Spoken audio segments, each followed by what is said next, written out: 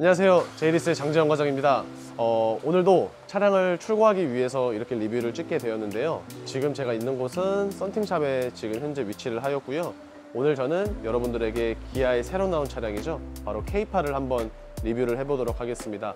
우선 본격적인 리뷰에 앞서서 차량부터 한번 먼저 보실 텐데요. 그 전에 지금 여기가 아무래도 작업장이다 보니까 장소는 조금 협소하다는 점 양해 부탁드리며 차량 한번 보시겠습니다.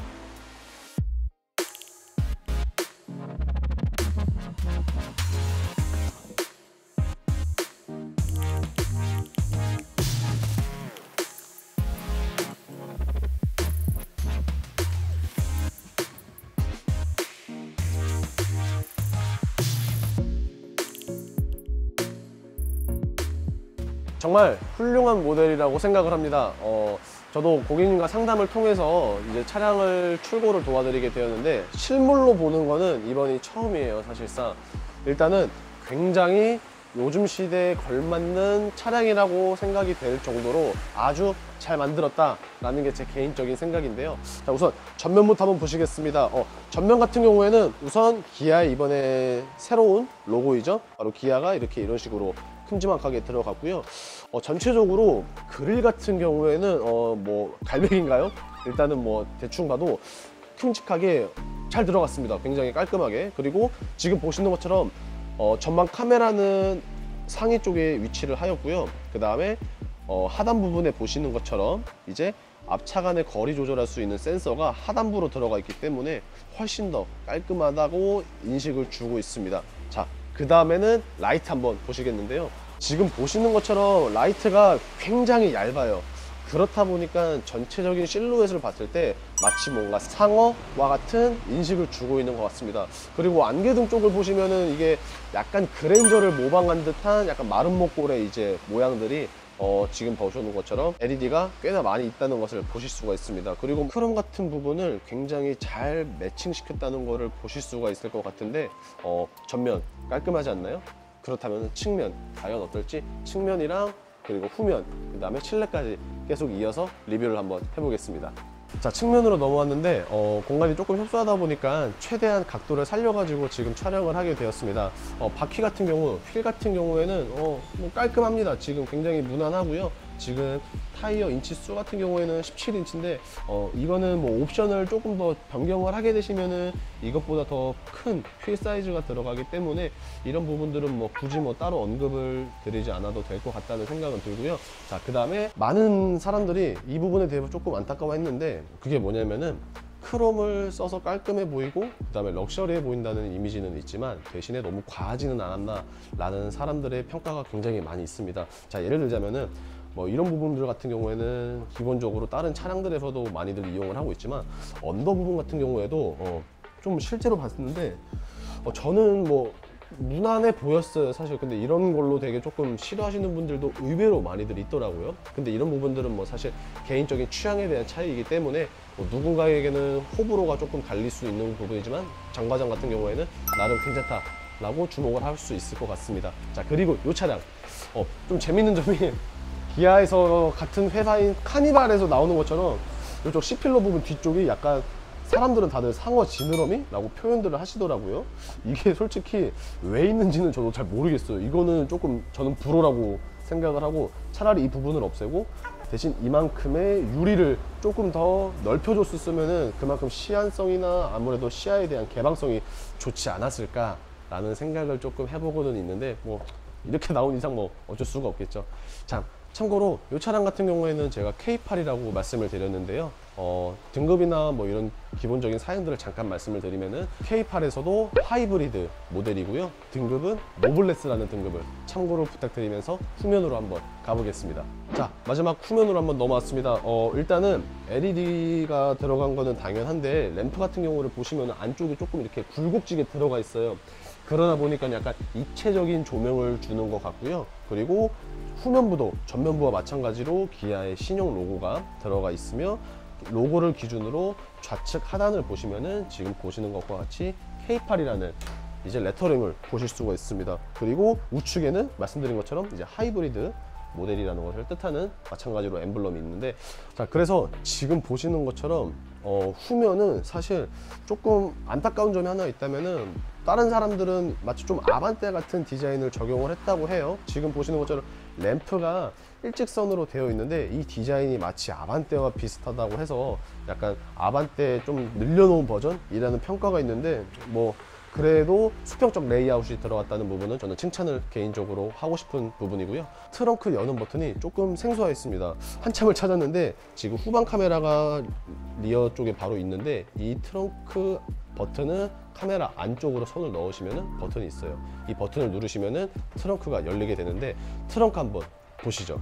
확실히 국산차답게 트렁크 공간이 굉장히 넓습니다. 근데 다른 하이브리드와는 다르게 K8 하이브리드 같은 경우에는 많은 사람들이 칭찬을 해주는 부분이 한 가지가 있는데요, 전기 모터의 위치가 트렁크 하단에 위치한 게 아니라 뒷좌석 시트 밑으로 전기 에너지의 모터를 넣었다고 합니다. 자, 그렇다 보니까 언더 부분 같은 경우에 히든 스테이지도 이런 식으로 공간이 굉장히 넓게 사용할 수 있다는 부분이 저도 마찬가지로 요거는 굉장히 칭찬을 해주고 싶습니다. 그리고 배터리가 언더 쪽에 있지 않기 때문에 지금 보시는 것처럼 굉장히 수평적으로도 훨씬 더 많은 공간을 쓸 수 있다고 하는데, 자, 외형 굉장히 마음에 들고 있습니다.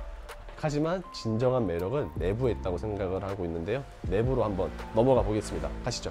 외관을 마치고 이렇게 실내로 촬영을 하게 되었는데요, 사실 여기에서 이제 지금 일하시는 분들이 조금 이제 영업을 하시는 바람에 제가 좀 민망해 가지고 큰 목소리를 못 냈는데, 실내에 탔으니까 다시 장재원 과장만의 텐션을 살려 가지고 리뷰를 한번 해보겠습니다.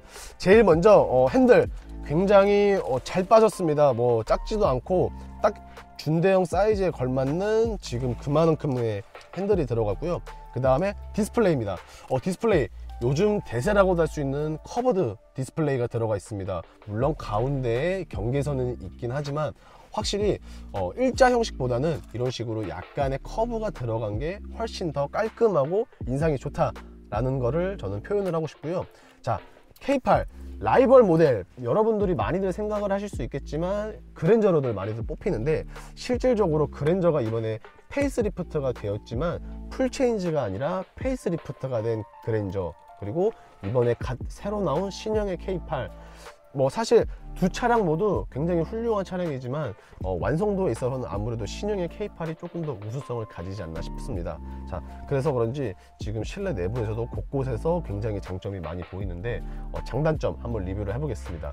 자, 커브드 디스플레이 요거는 장점이라 했고요. 그 다음에 지금 보시는 것처럼 센터 페시아가 굉장히 깔끔해 보이지 않나요? 지금 비상등은 굉장히 큼지막하게 있고, 센터 페시아가 지금 보시는 것처럼 LCD가 들어갔기 때문에 이런 식으로 깔끔한 느낌을 줍니다. 그리고 보시는 것처럼 기본적으로 공조기 시스템이 있고요. 그 다음에 위로 한번 올리시면은 엔터테인먼트를 조작할 수 있는 버튼들이 나오는데, 뭐 버튼을 이런 식으로 눌러주셔도 되시고 아니면은 이런 식으로 슬라이드를 해주셔도 되는데, 대신 좀 단점이 있다면 모두 다 터치라서 가끔 가다가 볼륨 조작을 하시다가 원치 않게 뭐 프론트나 뭐 이렇게 에어컨 공조기 시스템 이런 것들이 좀 눌린다고들 하더라고요.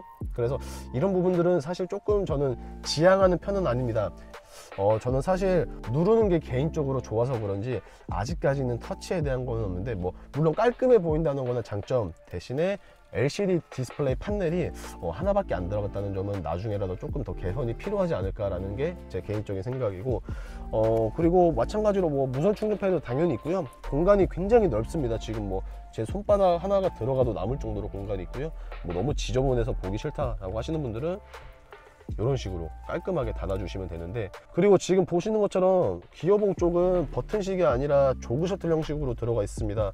조그 셔틀로 들어가 있는 것도 뭐 깔끔은 하고, 그 다음에 지금 버튼 간의 버튼 사이의 거리가 꽤나 거리가 있어요 지금. 그렇기 때문에 오호 작동이라든지 뭐 잘못 누르실 일들은 거의 없을 것 같다라고 생각이 드는데, 지금 여기가 스티커가 붙여 있어서 그런데 여기를 띄면 이제 하이글로시가 나온다고 하는데, 정말 싫습니다 하이글로시. 딱 처음에는 굉장히 깔끔해 보일 수는 있지만 점점 이제 시간이 지나다 보면 여기에 막 지문도 묻고 실기스 생기고 그 다음에 먼지 같은 것도 보이고 하면은 좀 별로더라고요 개인적으로. 하이글로시는 딱 차를 받고 한 일주일 정도? 그게 딱 유효기간인 것 같아요. 헤드룸도 뭐 나쁘지는 않고요. 뭐 레그룸 뭐 당연히 뭐 나쁠 게 없죠 운전석은 사실. 왜냐면은 뭐 이런 식으로 시트를 조절하면 되고, 그 다음에 뭐 좌측에는 지금 보시는 것처럼 메모리 시트 기능이 총 3가지나 지원을 하고 있다는 부분 당연히 보실 수 있을 것 같습니다. 자, 굉장히 조용합니다. 일단 뭐 하이브리드이기 때문에 뭐 믿어 의심치 않을 것 같고요. 사실 이 차량 같은 경우에는 워낙에 사이즈가 큰 휠베이스를 자랑하고 있기 때문에 뒷좌석은 뭐 사실 굳이 안 앉아봐도 굉장히 넓음을 가질 수 있을 것 같은데, 그래도 앉아봐야 또 리뷰가 또 맛깔지게 되지 않겠습니까? 자, 2열로 한번 가보겠습니다. 뒷자리 넘어왔는데 굉장히 넓습니다. 어느 정도인지는 제가 잠시 후에 말씀을 드리고 뒷좌석에 대한 장단점을 하나씩 한번 말씀해 볼 텐데, 일단 커튼 당연히 있습니다. 요즘같이 날씨 좋은 날 자녀분들이 뒷좌석에 타거나 동승객들이 뒷좌석에 탔을 때 인상을 찌푸리지 않고도 가볍게 커튼만 올려주시면은 이런 식으로 햇빛을 차단할 수가 있고요. 그리고 지금 보시는 것처럼 뒷좌석에 마찬가지로 이제 열선은 깔려 있는데 통풍 시트는 없다. 근데 이거는 어쩔 수가 없는 것 같습니다. 가격대가 이 정도로 가성비가 좋게 나오려면은 통풍 시트 하나 정도는 뭐 포기를 해야 되는데, 대신 1열은 당연히 있다는 거 기억해 주시면 되고요. 지금 보시는 것처럼 공조기 시스템이 3존 에어컨이 들어가기 때문에 뒷좌석에서도 공조기의 온도를 조절할 수가 있는데, 그랜저는 참고로 이게 안 된다고 하죠. 지금 제가 얼마 전에 출고했던 그랜저 르블랑 하이브리드는 이런 버튼들이 없었어요. 그냥 공조기 바람만 나올 수 있는 부분밖에 없었고, 그 다음에 방지턱, 흔히들 방지턱이라고 부르는데 굉장히 낮습니다. 방지턱이 사실 높으면은 2열 시트 중간에 앉는 사람이 굉장히 불편할 텐데, 뭐 물론 방지턱이 아예 없는 건 아니지만 그래도 한 반뼘, 뭐 손가락 한 2~3마디 정도밖에 안 되기 때문에 가운데 누군가 타더라도 뭐 크게 부담은 없을 것 같고요. 자, 그 다음에 센터 부분입니다. 지금 보시는 것처럼 대형 차량이 아님에도 불구하고 이런 식으로 간단하게 엔터테인먼트를 조절할 수 있는 버튼들이 따로 있습니다. 뭐 시끄러우면은 음속을 잠시 누르셔도 되시고요, 아니면 볼륨 조절을 가볍게 하셔도 되시고, 그리고 요건 좀 아쉽네요. 넓기는 합니다만 대신에 공간이 높이가 그렇게 높지가 않아서 뭐 큰 물건들은 안 될 것 같고, 물티슈가 겨우 들어가지 않을까라는 싶은 정도의 생각을 하고 있는데 어쩌겠습니까? 뭐 근데 사실 이건 잘 안 쓰더라고요. 사람들이 대부분 그냥 많이 쓰는 거는 어찌됐든 간에 컵홀더만 많이 쓰신다는 거, 이런 식으로 기억을 해주시면 좋을 것 같습니다. 이 차량 이제 작업까지도 오늘 아침에 막 따끈따끈하게 다 되었고요. 이제 번호판만 오면은 금방 출고를 할 수 있을 것 같은데, 대표님이 오시기 전에 한 번 더 최종적으로 리뷰를 마치고 빠르게 오늘 시간 한번 끝내보도록 하겠습니다. 자, 지금까지 K8 하이브리드 모델에 대해서 오늘 이렇게 리뷰를 해봤는데요.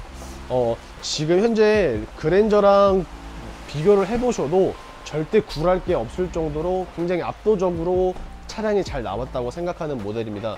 대신에 요즘 반도체 문제 굉장히 좀 안 좋다고 말씀을 드릴 수 있을 것 같은데, 대신에 이 차량 같은 경우에도 대표님께서 렌트로 진행을 해주셨기 때문에 실질적으로 인도까지는 약 3주 정도밖에 걸리진 않았습니다. 물론 여기서 3주 걸린 시간이 조금 길다고 보실 수도 있는데요, 직접 대리점에 가셔가지고 상담을 받아보시고 출고까지 얼마나 걸리세요 라고 물어보면은 아무래도 올해 안으로는 받기 힘든 모델이라고 할 수 있는데, 올해 2021년도 거의 얼마 남지 않았습니다. 하지만 연말에 이렇게 K8과 같이 좋은 차량 타시고 좋은 곳에서 좋은 지인분들과 약속 잡으시길 바라면서 오늘의 영상 마치도록 하겠고요. 이 영상을 보시고 차량에 궁금하신 점이나 문의사항이 있으시면 언제든지 전화 주시면 되고요. 그리고 이 영상이 마음에 드셨다면 좋아요와 구독, 그리고 알림 설정까지 한번 부탁드리면서 오늘의 시간 마치겠습니다. 안녕히 계세요.